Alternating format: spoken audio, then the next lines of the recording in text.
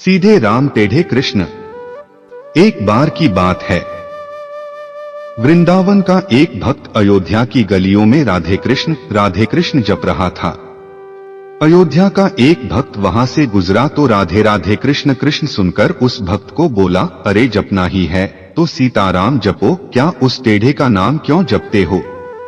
वृंदावन का भक्त भड़क कर बोला, जरा जबान संभाल कर बात करो, हमारी जबान पान खिलाती है तो लात भी खिलाती है। तुमने मेरे इष्ट को टेढ़ा कैसे बोला? अयोध्या वाला भक्त बोला, इसमें गलत क्या है? तुम्हारे कन्हैया तो हैं ही टेढ़े, कुछ भी लिखकर देख लो, उनका नाम टेढ़ा कृष्ण, उनका धाम टेढ़ा वृंदावन। वृंदावन वाला भक्त बोला, चलो मान लिया, पर उनका काम भी टेढ़ा है और वो खुद भी टेढ़ा है, ये तुम कैसे कह रहे हो? अयोध्या वाला भक्त बोला, अच्छा अब ये भी बताना पड़ेगा, तो सुनो, रास रचाना माखन चुराना ये कौन से सीधे लोगों के काम हैं? और बता, आज तक किसी ने उसे सीधे खड़े देखा है क्या कभी? वृंदावन के भक्त को बड़ी बेइज्जती महसूस हुई और सीधे जा पहुंचा बिहारी जी के मंदिर। अपना डंडा डोरिया पटक कर बोला, इतने साल तक खूब उल्लू बनाया लाला तुमने, ये लो अपनी लकुटी करमरिया, और पटक कर बोला, ये अपनी सोटी भी संभालो, हम तो चले अयोध्या राम जी की शरण में। और सब पटक कर भक्त चल दिया। अब बिहारी जी मंद मंद मुस्कुराते हुए उसके पीछे पीछे चल दिए। भक्त की बाह पकड़कर बोले, अरे भाई, तुझे किसी ने गलत भड़का दिया है। पर भक्त नहीं माना तो बोले, अच्छा जाना है तो तेरी मर्जी, पर यह तो बता राम जी सीधे और मैं टेढ़ा कैसे? यह कहते हुए बिहारी जी कुएं की तरफ नहाने चल दिए। वृंदावन वाला भक्त गुस्से में अयोध्या वाले भक्त से हुई झै और बेइज्जती की सारी भड़ास निकाल दी। बिहारी जी मुस्कुराते रहे और चुपके से अपनी बाल्टी कुएं में गिरा दी। फिर भक्त से बोले, अच्छा चले जाना, पर जरा मदद तो कर जा, तनिक एक सरिया ला दे तो मैं अपनी बाल्टी निकाल लूं। भक्त सरिया ला देता है और श्री कृष्ण सरिये से बाल्टी निकालने की कोशिश करने लगते हैं। भक्त बोला, इतनी अक्ल नहीं है क्या? इस सीधे सरिये से भला बाल्टी कैसे निकलेगी?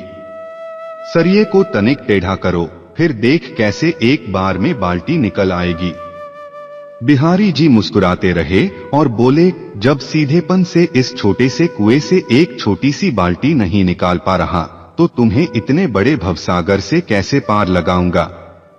अरे आज का इंसान तो इतने गहरे पापों के भवसागर में डूब चुका है कि इससे निकाल पाना मेरे जैसे टेढ़े के ही बस की बात है। श्री कृष्ण का नाम जपना।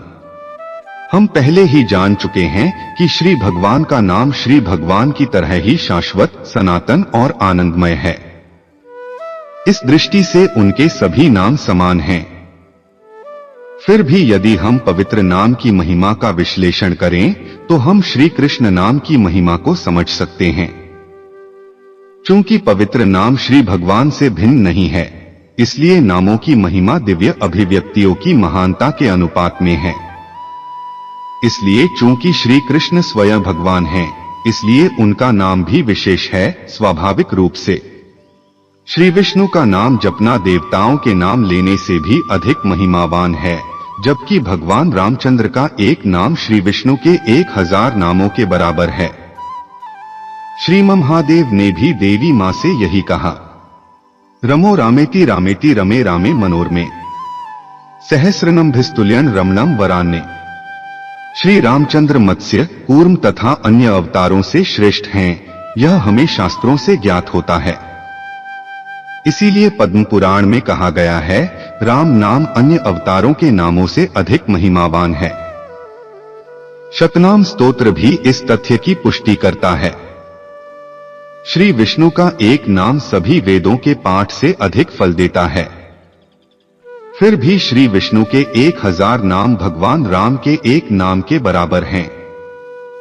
ब्रह्मांड पुराण में कहा गया है, श्री कृष्ण का नाम एक बार लेने से हमें वही फल मिलता है जो भगवान विष्णु के 1000 नामों का 3 बार जाप करने से मिलता है।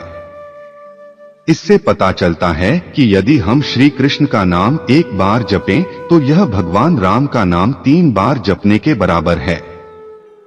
श्री चैतन्य चरितामृत में कहा गया है, श्री रामचंद्र का नाम मोक्ष प्रदान करने वाला है, इसलिए यह तारक मुक्ति देने वाला है, तथा श्री कृष्ण का नाम प्रेम प्रदान करने वाला है, इसलिए यह परक प्रेम देने वाला है। इस प्रकार शास्त्रों और गुरुओं से हमें पता चलता है कि श्री कृष्ण का नाम सभी दिव्य नामों में सबसे महिमावान है। श्री कृष्ण ने स्वयं कहा है, नमनम मुख्यक्म नाम कृष्णख्य में परंतप। अर्थ, प्रिय अर्जुन, कृष्ण मेरे सभी नामों में सबसे बड़ा है।